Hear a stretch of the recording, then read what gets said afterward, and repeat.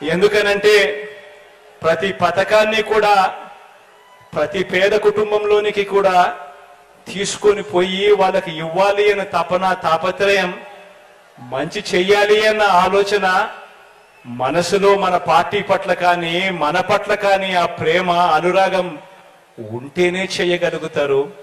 మనలో ఒకరు, మన వాళ్ళల్లో ఒకరు. ఇలా మంచి చేయగలిగాం కాబట్టి ఈరోజు నేను గర్వంగా కూడా చెప్తా ఉన్నాను. ఇలా మంచి చేయగలిగాం కాబట్టి ఈరోజు మీలో ఎవరైనా సరే, మన పార్టీలో ఎవరైనా సరే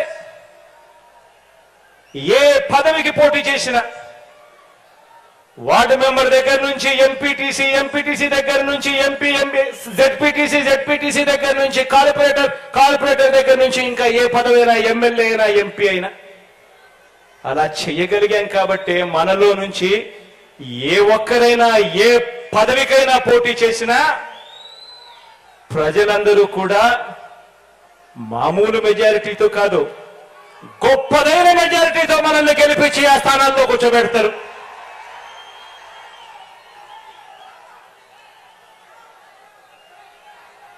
ఇలా మన పార్టీని అభిమానించే వారికి చరిత్రలో ఎవరు ఇవ్వని అవకాశాలు మనమే ఇచ్చాం.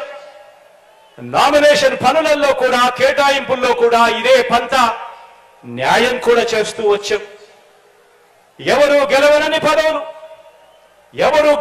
పదవులు వార్డు మెంబర్లు, సర్పంచులు మొదలు ఎంపీటీసీలు, ఎంపీపీలు, జెడ్పీటీసీలు, జెడ్పీ చైర్మన్లు, మున్సిపల్ చైర్మన్లు, కౌన్సిలర్లు, మేయర్లు, కార్పొరేటర్లు, ఎమ్మెల్సీలు, రాజ్యసభ సభ్యులు, మంత్రిమండలి వరకు అన్నింటిలోనూ కూడా జగన్ను నమ్మిన వారు, వైఎస్ఆర్సీపీలో ఉన్నవారు, వైఎస్ఆర్సీపీ పార్టీ కోసం కష్టపడిన వారందరికీ కూడా అంచెలంచెలుగా ఏ రాజకీయ పార్టీలోనూ ఇవ్వని అవకాశాలు ఇచ్చిన ఏకైక పార్టీ మన వైఎస్ఆర్ కాంగ్రెస్ పార్టీ అని కూడా చెప్పడానికి ఈ సందర్భంగా గర్వపడతా ఉన్నాను. మనం ఈ 56 నెలల పాలనలో ప్రతి ఇంటికి మంచి చేయగలిగాము కాబట్టి, వివక్ష లంచాలు లేని పాలన ఇవ్వగలిగాము కాబట్టి, ఇంతకు ముందు నేను చెప్పినట్టుగా ఇవాళ ఎవరైనా సరే మన పార్టీ తరపున ఎవరైనా కూడా నామినేషన్లు వేస్తే చాలు, ప్రజలు మనల్ని ఆశీర్వదించి భవిష్యత్తులో ఇంతకంటే ఎక్కువ అవకాశాలు మనకు ఇస్తారు.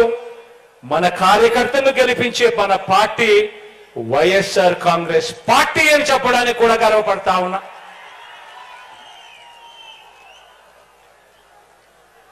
ఇప్పుడు మనం చేయాల్సిందల్లా ఒకటే. ఈ 2,53,000 కోట్ల రూపాయలు నాడు లేని పన్నులు ఇప్పుడు ఎందుకు వచ్చాయి తమ్ముళ్ళు అని మిమ్మల్ని అడుగుతున్నా. ఇదే రాష్ట్రం, ఇదే ప్రజలు, నాడు లేని అప్పులు నేడు ఎందుకు వచ్చాయని ప్రజలు ఆలోచించుకోవాల్సిన అవసరం ఉంది.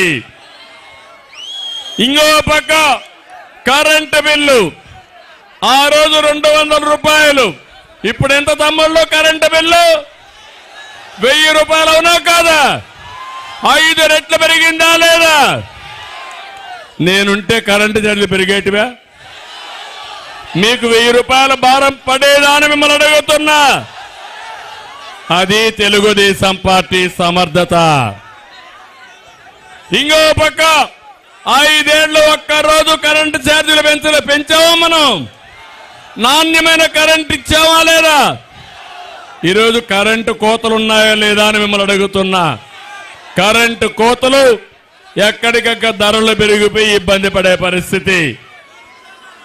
మనం నాడు నాణ్యమైన మద్యం, మా తమ్ముళ్ళు కొంతమంది ఉన్నారు, సాయంత్రం అయితే శారీరక కష్టాలు మర్చిపోవాలని ఒక పెగ్గేసుకొని పడుకోవాలనుకుంటారు. అయితే ఈ ముఖ్యమంత్రి 60 రూపాయలు క్వార్టర్ బాటిల్ ఎంత తమ్ముళ్ళు? ఇప్పుడు 200 రూపాయలు అవునా కాదా? ఎవరికి పోతుంది ఈ డబ్బులు? జలగన్నకు అవునా కాదా? కడాన మీరు తాగే రక్తంలో కూడా, మద్యంలో కూడా రక్తాన్ని తాగే వ్యక్తి దుర్మార్గుడు ఈ జలగన్నని చెప్పి నేను మీకు తెలియజేస్తున్నా. నిత్యావసర వస్తువుల ధరలన్నీ పెరిగాయి. ఏమమ్మా పెరిగాయా?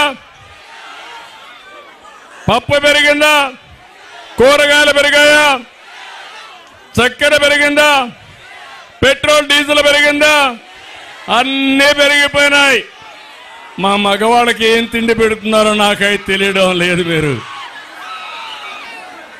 పేదవాడి బ్రతుకు చితికిపోయే పరిస్థితికి వచ్చింది. ఆర్టీసీ రేట్లు పెరిగాయా లేదా తమ్ముళ్ళు అని మిమ్మల్ని అడుగుతున్నా. 3 సార్లు ఆర్టీసీ రేట్లు పెంచారు. అవే నదులు, అదే ఇసుక ఆ రోజు ఉచితం, ఈ రోజు మాత్రం కొనాలంటే బంగారం అయిపోయింది. అవునా కాదా? ఇసుక దొరుకుతా ఉందా మీకు? దొరికే పరిస్థితి ఉందా మీకు? ఇసుక దొంగలు ఎక్కడ చూసినా వచ్చే పరిస్థితికి వచ్చారు. ఇంకో పక్కన నాడు అదే రాష్ట్రం, నేడు కూడా అదే రాష్ట్రం. పైగా బడ్జెట్ పెరిగింది, జీఎస్టీ పెరిగింది, కేంద్రం నిధులు పెరిగాయి. కానీ ఎక్కడికక్కడ మీరు చూస్తే వీరబాదుడు, బాదుడే బాదుడు.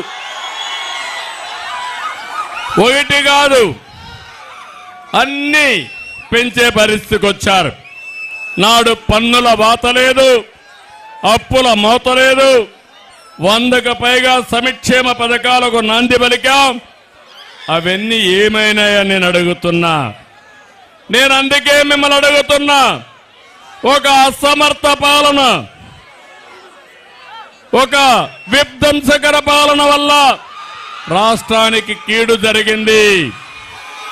ఇక్కడుండే యువతను కోరుతున్నా, ఇంటింటికి వెళ్ళాలి, మీరు వాస్తవాలు చెప్పాలి.